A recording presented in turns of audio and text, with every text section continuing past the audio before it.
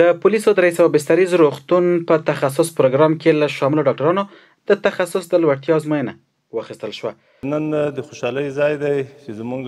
هغه ډاکټر صاحبان چې د کال په اوږدو کې تکلیفونه تیر کړي دي، خوارۍ کړي دي او نن د هغې ازموینه ده چې انشاءالله زه امید لرم چې دوی به لوړ سن ته ارتقا کوي په ښو نمرو باندې. زموږ محترم استادان د دوی سره هر وخت کوشش کوي، همکاري کوي او په دې خاطر چې روژه ده تاسو لږ انتظار هم کړی دی، خبره به نه اوږدوو. محترمو ډاکټر صاحبانو ته چې په دې تخصص دوره کې شامل دي او نن امتحان دی د کامیابۍ هیله ورته کوو او د خدای نه ورته غواړو چې همیشه د ژوند په ټولو چارو کې بریالي وي. یاده ازموینه چې 2 ورځې به دوام ولري د پولیسو د رئیس بستریز روغتون د روغتیایي چارو د مسؤلینو سربیره د عامه روغتیا وزارت له لوري د ګمارل شویو استازو په شتون کې اخیستل کیږي.